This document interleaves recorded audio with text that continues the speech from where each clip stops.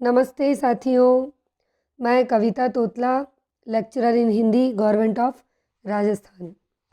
पाठ्य पुस्तकों की श्रृंखला में हिंदी सब्जेक्ट में हमारे कक्षा 12 अंतरा के 7 पाठ पूरे हो चुके हैं और आज ये हमारा 8वां पाठ है, मलिक मोहम्मद जायसी। तो आज हम 8वां पाठ पढ़ेंगे। पिछला पाठ हमने भरत राम का प्रेम पढ़ा था, तुलसीदास का, जिसके शॉर्ट नोट्स मैंने आपको बनाना सिखाया था कि कैसे बनाए जाते हैं और साथ साथ में आप बना भी रहे हैं और आपके कमेंट्स पढ़कर बहुत ही खुशी मिलती है कि वाकई में बहुत अच्छे नोट्स बन रहे हैं। कुछ बच्चों का कहना है कि मैम हिंदी साहित्य का इतिहास आप साथ में पढ़ाइए, नहीं तो कोर्स नहीं होगा। तो आप चिंता मत कीजिए, आपका कोर्स हो जाएगा।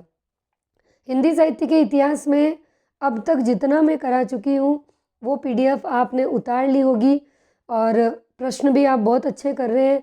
कोर्स की चिंता आप बिल्कुल मत कीजिए, हो जाएगा। और साहित्य की क्लास सप्ताह में एक बार की मैंने कहा था कि जैसे बुधवार को होगी, यानी कि कल हमारी क्लास होगी। अगर मुझे लगेगा कि कोर्स में थोड़ा डिले हो रहा है तो हम उसे सप्ताह में 2 बार कर देंगे। पर पाठ्य पुस्तक भी जो हमारी साथ साथ चल रही है, तो उसके साथ हिंदी साहित्य के इतिहास को एक साथ करना मुझे लगता है कि आप पर भार हो जाएगा। फिर भी अगर आपको लगता है कि नहीं हम साहित्य भी कर लेंगे और ये बुक्स भी कर लेंगे, तो मुझे कोई दिक्कत नहीं है, 2 क्लास एक साथ हो जाएगी। पर वही दिक्कत है कि यहाँ पर भले वीडियो 40-45 मिनट या 25 मिनट का बन रहा है, पर वहाँ जब आप PDF से नोट्स बनाएंगे तो वो 10-15 पेज से कम नहीं होते हैं। वहाँ आपको उतारने में तकलीफ़ आती है। इस वजह से मैंने साहित्य की क्लास को सप्ताह में एक बार कहा है। अगर आपको दिक्कत नहीं है रोज़ के 15 पेज उतारने में डेली के, तो मुझे कोई दिक्कत नहीं है, मैं पढ़ा दूँगी। वो आप पे डिपेंड करता है कि एक दिन के 10 से 15 या 20 पेज भी अगर आते हैं तो आप लोग उसे उतार सकते हैं या नहीं। क्योंकि मुझे लगता है कि आप हिंदी के साथ साथ आपका फर्स्ट पेपर भी पढ़ रहे होंगे, GK की तैयारी भी आप लोग कर ही रहे होंगे। तो ऐसे में क्या होता है कि फिर हमारा ध्यान पूरी तरह से नहीं लग पाता। भले इधर आप पढ़ लेंगे, उधर से आप फटाफट उतार भी लेंगे, पर आप मनन और चिंतन नहीं कर पाएंगे, क्योंकि आप फर्स्ट पेपर को भी ले रहे होंगे। और नहीं कि हमें तो दोनों ही क्लास चाहिए और हम एक दिन के इतने पेजेस कर लेंगे, मेरे को कोई आपत्ति नहीं है, मैं आपको दोनों क्लासें ले लूँगी। कमेंट सेक्शन में बता दीजिए दोनों क्लास एक साथ चाहिए, सप्ताह में 2 बार चाहिए, 1 बार चाहिए। पाठों की श्रृंखला जो चल रही है वो डेली चलेगी, वो नहीं रुकेगी। हाँ, कभी कभार हम एक सामाजिक परिवेश में जीते हैं तो कभी कोई दिक्कत आ जाती है तो उस दिन क्लास नहीं हो पाती, वो एक अलग बात है, किसी सामाजिक कार्य की वजह से या कभी तबीयत खराब हो जाए उसकी वजह से। बाकी कोई दिक्कत नहीं है। और हिंदी साहित्य की क्लास कल ज़रूर होगी हमारी, क्योंकि अब तक मैं 12 भाग करा चुकी हूँ और कल उसका 13वां भाग होगा और हम भक्तिकाल पढ़ रहे हैं। जो बच्चे मेरे चैनल पे पहली बार आए हैं और पहली बार मुझे सुन रहे हैं, अगर आप हिंदी साहित्य से हैं और RPSC एग्ज़ाम की तैयारी कर रहे हैं या KVS की कर रहे हैं या NVS की कर रहे हैं, DSSB की कर रहे हैं, तो आप मेरे चैनल से ज़रूर जुड़ें। सबसे पहले आप सब्सक्राइब कर लें और बेल आइकन को ज़रूर प्रेस करें, नहीं तो आपको पता भी नहीं चलेगा कि मेरा वीडियो आपके पास कब आया और कब निकल गया। वीडियो शेयर ज़रूर करें, हर उस बच्चे तक पहुंचाएं जिसे हिंदी के नोट्स बनाने में दिक्कत महसूस हो रही हो, क्योंकि सबकी मदद करना यही सबसे बड़ा मानवीयता का गुण है। तो आप शेयर ज़रूर करें और टेलीग्राम चैनल का लिंक आपको मेरे डिस्क्रिप्शन में मिल जाएगा, उसे ज्वाइन करें, क्योंकि वहाँ पर यहाँ जो कंटेंट पढ़ाया जाता है फ्री ऑफ कॉस्ट मैं आपको वहाँ अपलोड करती हूँ, वहाँ से आप जाकर उसे उतार सकते हैं। और इन्हीं नोट्स से हिंदी साहित्य के इतिहास के जो नोट्स मैं वहाँ पर आपको टेलीग्राम पे शेयर करती हूँ, वही मैंने पढ़े और जो नोट्स पाठों के मैं आपको बनाना सिखा रही हूँ इसी तरीके से मैंने बनाए थे और अपनी हिंदी की तैयारी को मैंने इसी रणनीति से बहुत ही मजबूत किया था। और आज आपके सामने व्याख्याता बनकर मैं आप लोगों को वही चीज़ें बता रही हूँ जो मैंने अप्लाई की थी, मैंने फॉलो की थी। तो अब इसी श्रृंखला में पाठ 8 है हमारा, मलिक मोहम्मद जायसी। ठीक है, तो देखिए पाठ 8 को हम शुरू करेंगे मलिक मोहम्मद जायसी को। सबसे पहले जैसा कि हम हमेशा पढ़ते हैं हर पाठ में जीवन परिचय। ठीक है, सबसे पहले हम जीवन परिचय पढ़ेंगे। कॉपी पेन साथ में लेके बैठिएगा। कक्षा 12 अंतरा की पुस्तक यदि आपके पास है तो आप उसे भी लेकर बैठिए, ज़्यादा बेनिफिट मिलेगा, ज़्यादा अच्छे से समझ आएगा, चीज़ें वहीं की वहीं कंठस्थ हो जाएगी। दोबारा आपको शायद किताब देखने की ज़रूरत ना पड़े, आपके लिखे हुए नोट्स ही आप पढ़ेंगे तो चल जाएगा। और जिन बच्चों के पास किताब नहीं है वो चिंता ना करें, क्योंकि मैंने ये बुक जो स्क्रीन पे आपको दिख रही है, ये राष्ट्रीय शिक्षा निदेशालय दिल्ली की बुक है, जो कि व्याख्या सहित है। और अभी जो हमारे वर्तमान सत्र में जो विद्यालयों में बुक चल रही है, वो बुक भी मैंने इसी के अंदर इंक्लूड की है, जो आपको आगे देखने को मिल जाएगी। यानी हम 2 किताबों का अध्ययन एक साथ इसमें करेंगे, ठीक है। तो देखिए, सबसे पहले आपको हेडिंग डालनी है पाठ 8 मलिक मोहम्मद जायसी, और हेडिंग में ऊपर ये भी लिख लीजिए कि ये कक्षा 12 की अंतरा बुक है, ताकि जब आप पढ़े तो आपको पता रहे कि आप कौन सी बुक का कौन सा मैटर पढ़ रहे हैं। अब देखिए, जायसी का जन्म कब हुआ, तो पहली लाइन लिखिए, जायसी का जन्म 1412 में उत्तर प्रदेश के अमेठी में जायस ग्राम में हुआ। देखिए यहाँ अमेठी नहीं लिखा है, लेकिन आप अमेठी लिख लीजिए। तो जायसी का जन्म उत्तर प्रदेश के अमेठी में जायस ग्राम में हुआ था, ठीक है। जहाँ मैं बोलूँ वहीं लिखना है, बाकी मेरे साथ साथ आपको पढ़ते चलना है। जायस में रहने के कारण जायसी कहलाए। जायसी क्यों कहलाए, क्योंकि ये जायस में रहते थे और जायस में ही इनका जन्म हुआ। हिंदी साहित्य में मलिक मोहम्मद जायसी का नाम प्रसिद्ध है। ये भक्ति काल के निर्गुण शक्ति धारा के सूफी शाखा के प्रतिनिधि कवि हैं। तो दूसरी लाइन आपको लिखनी है कि भक्ति काल की निर्गुण धारा की सूफी शाखा के प्रतिनिधि कवि है कौन, जायसी। शारीरिक दृष्टि से कुरूप थे और आधा शरीर टेढ़ा था, ठीक है। तो शारीरिक दृष्टि से कैसे थे, ये कुरूप थे, और आधा शरीर इनका कैसा था, टेढ़ा था। अब देखिए, रचनाओं की अगर हम बात करते हैं तो हमेशा हम हर अध्याय में लिखते हैं रचनाएं, तो अब रचना तीसरा पॉइंट यहाँ से बनेगा। 12 ग्रंथ बताए जाते हैं इनके, लेकिन उपलब्ध कितने हैं, 7 उपलब्ध है। रचनाएं आपको सारी लिखनी है। अब प्रमुख रचनाओं की हम बात करते हैं।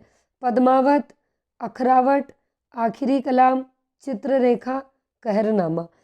और इन सब का वर्णन, यानी ये क्या क्या है और इनके अंदर क्या वर्णन किया गया, ये मैं आपको हिंदी साहित्य के इतिहास में जब हमने वहाँ पर निर्गुण धारा पढ़ी थी भक्ति काल में, तो मैंने एक एक का वर्णन आपको वहाँ बताया हुआ है कि अखरावट में क्या है, आखिरी कलाम में क्या है और पद्मावत में क्या है, या इनके किसी भी जो इनके द्वारा रचित ग्रंथ है उनके अंदर वर्णन किसका है, ये मैं आपको भक्ति काल के अंदर सारा डिटेल से बता चुकी हूँ। और इनकी रचनाओं पर, चाहे इनकी कोई सी भी रचना हो, हमेशा प्रश्न आता है, और प्रश्न यही आता है कि इसमें किसका वर्णन किया गया, या फिर ऐसे पूछा जाता है कि इस प्रकार से ये जो चीज़ें हैं ये किसके अंदर मिलती है, तो फिर आपको ग्रंथों के नाम भी याद होने चाहिए।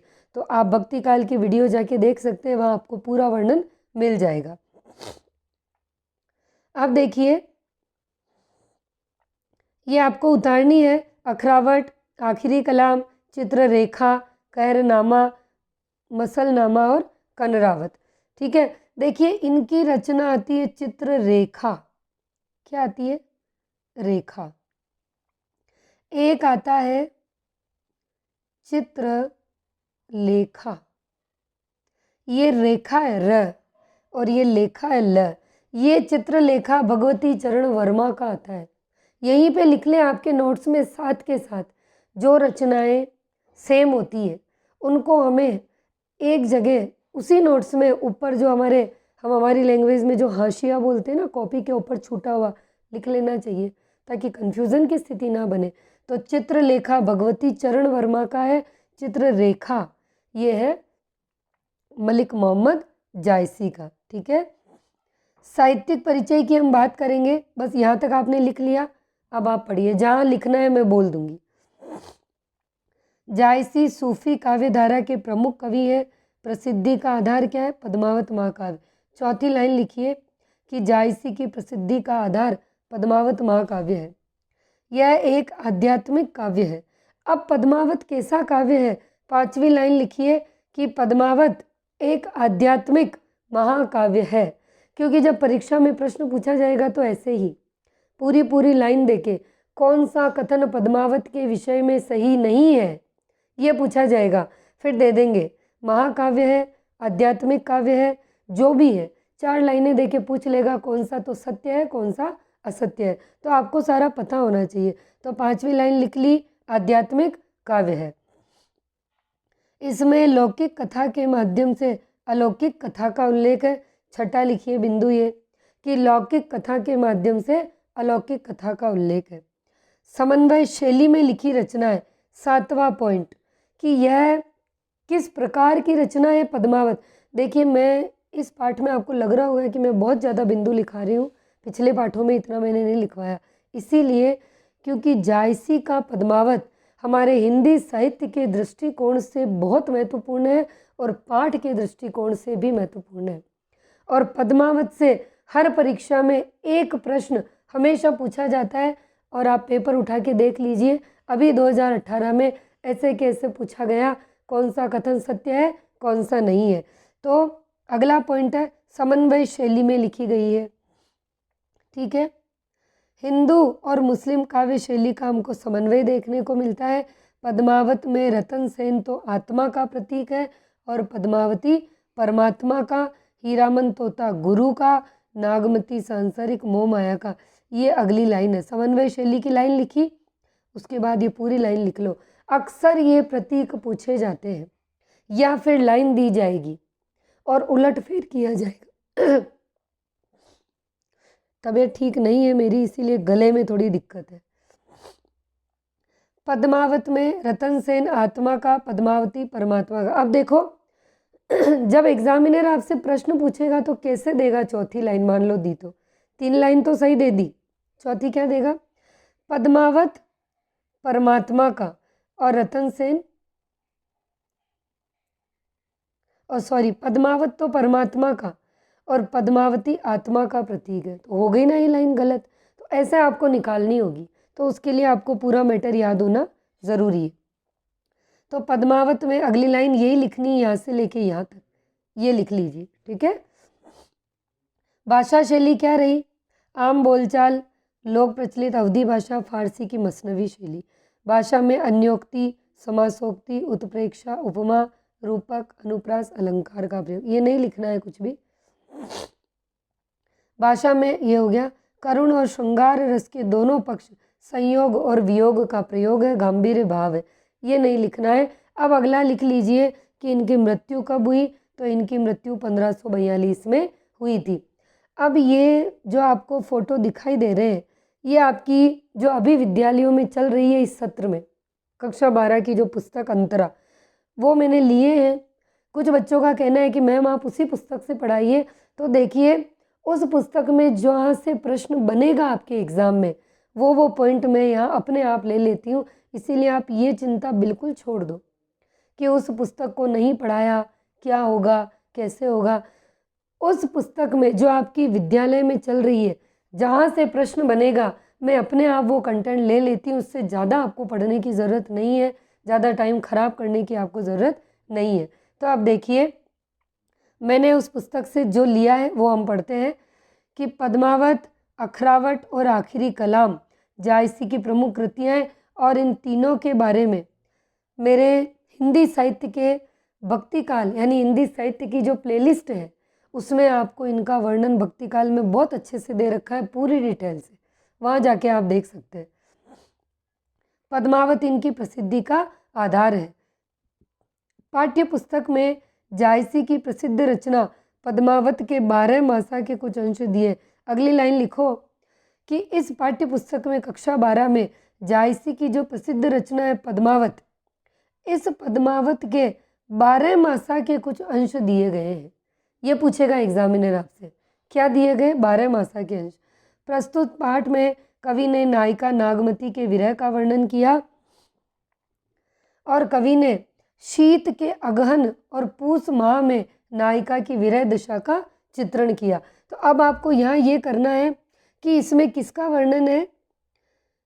सबसे पहला तो 12 मासा का हो गया। अब 12 मासा में भी किसका वर्णन किया, ये लाइन इंपॉर्टेंट है, लिखो कि शीत के तो अगहन और पूस माह के, कौन कौन से माह की चर्चा इसमें हुई है, तो शीत के अगहन मास की और पूस मास की, ये आपको याद होना चाहिए। ठीक है, अब अगला देखिए,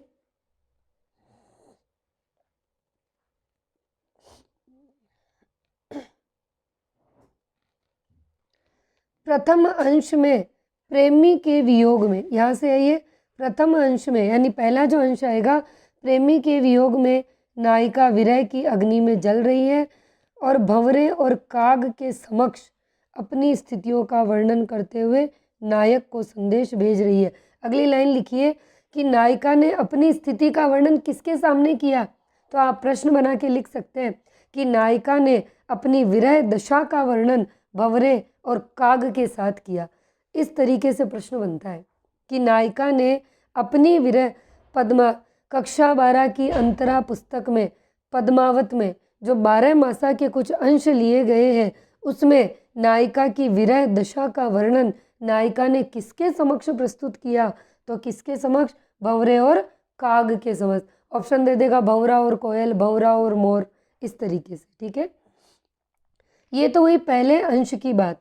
दूसरे अंश में, यानी इसमें 4 है, कुल 4 अंश है, 1 2 3 4। प्रथम अंश में ये किया, ऐसे भी याद रखना है, पूछ लेगा प्रथम अंश में क्या है, दूसरे में क्या है, तीसरे में क्या है, चौथे में क्या है। अब देखो दूसरे में क्या है, दूसरे अंश में विरहिणी नायिका के वर्णन के साथ साथ शीत से उसका शरीर कांपने और वियोग से हृदय कांपने का सुंदर चित्रण है। ठीक है, ये दूसरी लाइन आप लिखेंगे। इस पाठ में लिखना ज़्यादा पड़ेगा क्योंकि ये साहित्य के दृष्टिकोण से भी महत्वपूर्ण है और आपके पुस्तक के दृष्टिकोण से, इसीलिए इसका मैटर बनेगा ज़्यादा। मैं आपको पहले ही कह देती हूँ, घबराइएगा मत, धैर्य बनाए रखिएगा। चकई और कोकिला से नायिका के विरह की तुलना की गई है।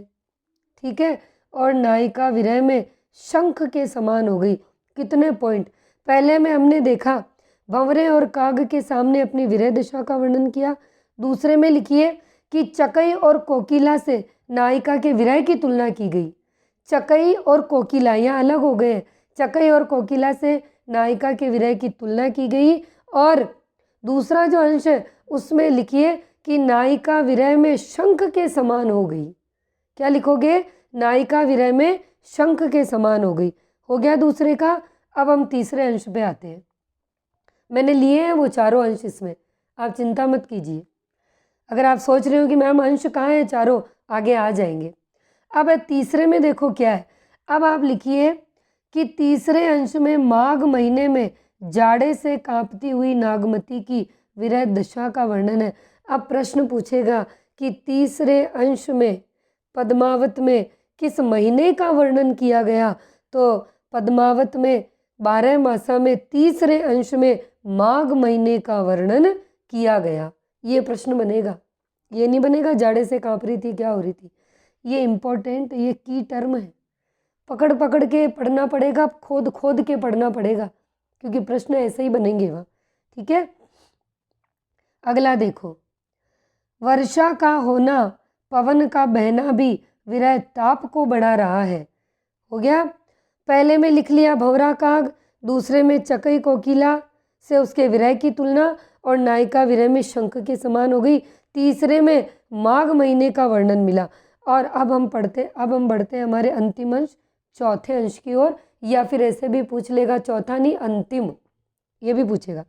अंतिम अंश में किस महीने का वर्णन है, फागुन मास का। लिख लो, इसे लिख लो। अंतिम अंश में फागुन मास में चलने वाले पवन झकोरे शीत को चौगुना बढ़ा रहे हैं। कितना गुना बढ़ा रहे हैं, लिख लीजिए 4 गुना।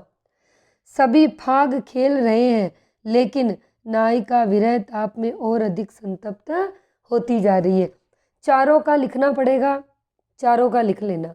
मेन टर्म जो है वही लिखनी है, हमें कचरा नहीं भरना है। ठीक है, ये मैंने आपको इसका पाठ का परिचय दिया कि आगे जो 4 अंश आएंगे उसमें हमें क्या क्या पढ़ने को मिलेगा, किस बारे में। तो हमने देख लिया, पहले में भंवरा और काग हो गया, दूसरे में चकई और कोकिला हो गया, नायिका शंख के समान हो गई, तीसरे में माघ महीने का वर्णन हो गया, चौथे में फागुन मास का वर्णन हो गया, जहाँ पर सभी फाग में खेल रहे हैं लेकिन नायिका नहीं खेल रही, वो विरह ताप में और अधिक संतप्त हो रही है। ये पूरे पाठ का हमने सार यहीं देख लिया। और एक चीज़ मैं बता दूं, प्रश्न जो बनता है वो यहीं से बन के रह जाता है, आगे तक एग्जामिनर जाता ही नहीं है। अब आगे जाएगा तो क्या करेगा वो भी मैं बताती हूँ आपको। देखो,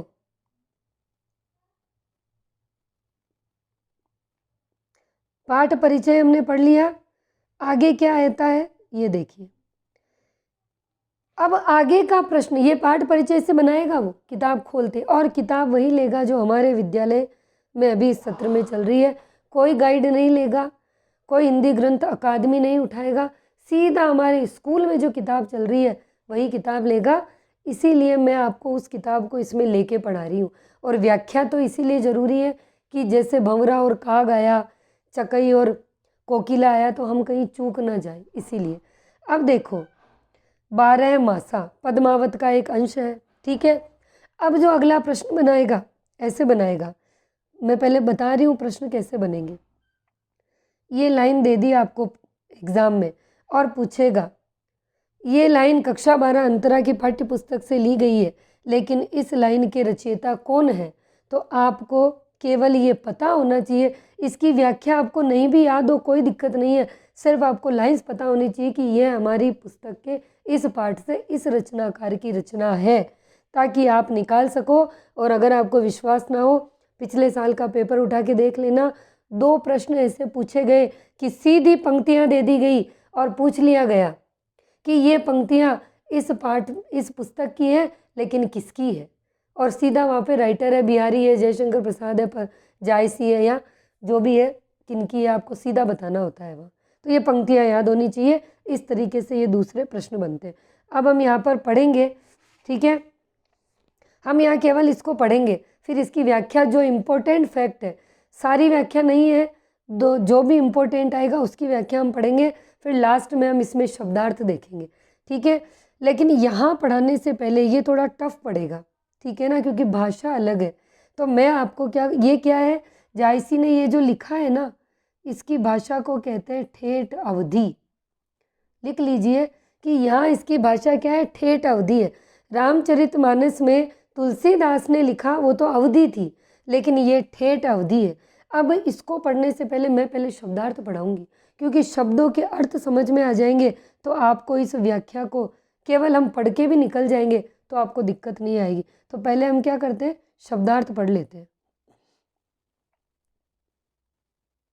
ये देखिए, ये हम शब्दार्थ पढ़ेंगे पहले। ये शब्दार्थ आपकी कक्षा 12 की अंतरा पुस्तक के जो अभी विद्यालय में इस सत्र में चल रही है, ठीक है। देवस, देवस का अर्थ है दिन या दिवस। निशी यानी निशा, निशा यानी रात्रि। देवस यानी दिन, निशी यानी भी रात, निशा यानी भी रात। दूभर, दूभर यानी कठिन या मुश्किल। दूभर का अर्थ क्या है, कठिन या मुश्किल। हिया, हिया का यानी हृदय, हिया का अर्थ होता है हृदय। जनावा, जनावा का मतलब प्रतीत हुआ, हमें जैसा दिखाई दे रहा है। स्यू, स्यू का मतलब होता है शीत, ठंड। तऊ, तऊ यानी तब। पीयू, पीयू यानी प्रिय या प्रेमी। इधर के देख लेते हैं ये वाले। कंतु का अर्थ होता है प्रिय, क्या अर्थ होता है, प्रिय। भस्मंतु, भस्मंतु का अर्थ होता है भस्म। संदेशड़ा, संदेशड़ा का मतलब संदेश। भस्मंतु का मतलब हो गया भस्म होना। धनी यानी पत्नी या प्रिया। सूरज, सूरज यानी सूरज, ये अपभ्रंश रूप आया हुआ है, एक तरह से हम देखें तो सूरज को सुरूज कह दिया गया। लंक, लंका की ओर दक्षिण दिशा। दिशी, दिशी यानी दिशा। भा, भा यानी हो गया, ठीक है। दारुण, दारुण का यानी बहुत अधिक या कठिन। हियरे, हियरा या हृदय। सौर सुपेती, सौर सुपेती का मतलब होता है जाड़े के ओढ़ने बिछाने के वस्त्र। सौर सुपेती का मतलब जब हमें ठंड लगती है तो जो हम ओढ़ते हैं और जो हम बिछाते हैं वो वस्त्र हो गया। हिवंचल, हिवंचल का मतलब होता है हिमाचल। अब यहाँ देखो हिमालय को जायसी ने क्या कह दिया, हिवंचल, ठेठ अवधि में प्रयोग किया है, यानी हिम से ढकी हुई। बूढ़ी यानी डूबी हुई। देखो इस बूढ़ी का मतलब ये नहीं है बुढ़ापा, ये नहीं है। बूढ़ी, अन बूढ़े बूढ़े तरे, हमने एक दुआ पढ़ा है ना, अजो तर्यो न्या ही रहो श्रुति सेवक एक रंग, अन बूढ़े बूढ़े तरे सरस राग रतिरंग। तो वो बूढ़े यानी डूबना, डूब जाना, तो बूढ़ी यानी डूबी हुई। यहाँ बुढ़ापे से मतलब नहीं है, डूबना। बासर, बासर का मतलब दिन। देखो यहाँ दिवस का मतलब भी दिन आया, और यहाँ बासर का मतलब क्या होता है, दिन।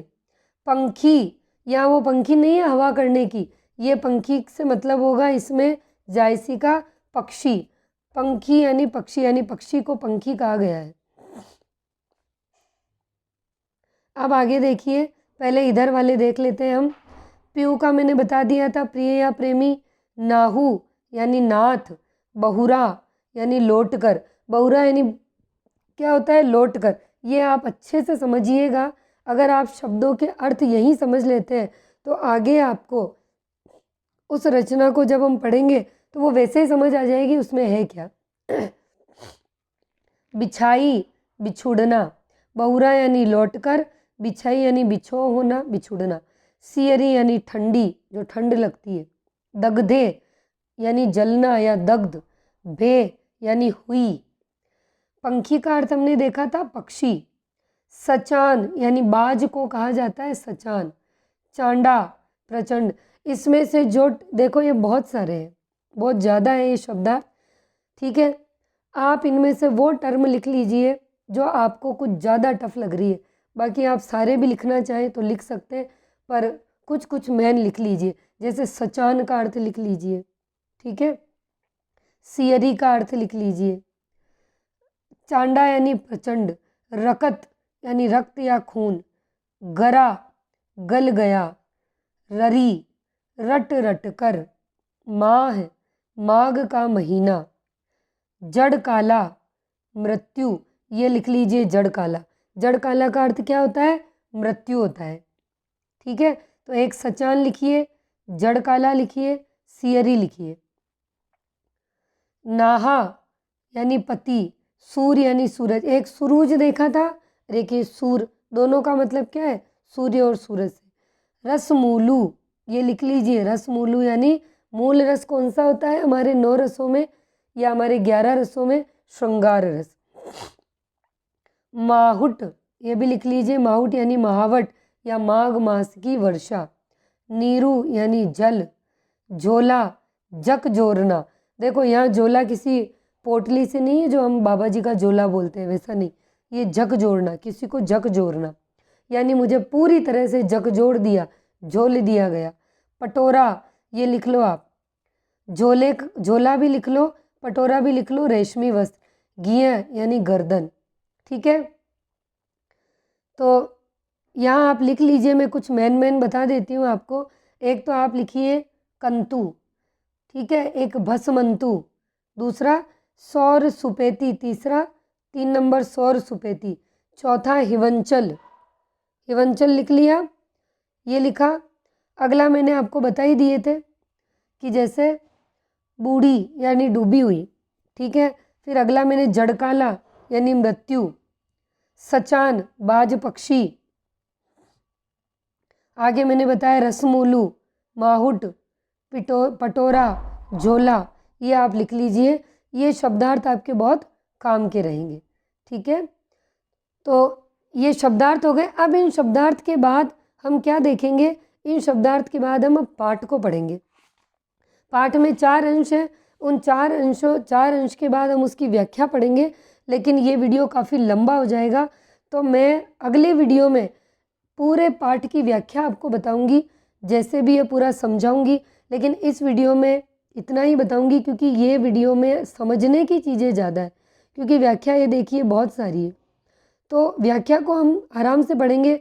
वीडियो ज़्यादा लंबा होता है, तो मैंने भी तैयारी की थी, मुझे पता है कि जब ज़्यादा लंबा वीडियो होता है, जब जैसे ही हम यूट्यूब खोलते हैं, तो अगर हमने वहाँ मिनट देखते हैं, घंटे देखते हैं, ज़्यादा बड़ा वीडियो होता है तो हम खोलते ही नहीं, हमें लगता है हमारा टाइम वेस्ट होगा, इतना लंबा कौन बैठेगा, कैसे चलेंगे, क्योंकि ये चीज़ें मैंने खुद फॉलो करी है।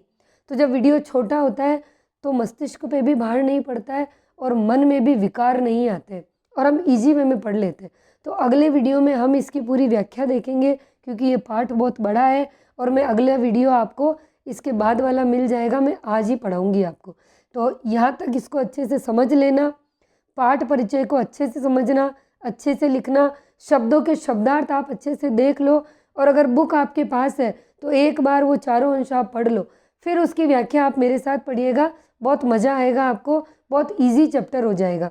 तो इस वीडियो में इतना ही, ये पाठ मैं जस्ट अगले वीडियो में पढ़ाऊँगी, आज ही हम इस पाठ को पढ़ेंगे। धन्यवाद।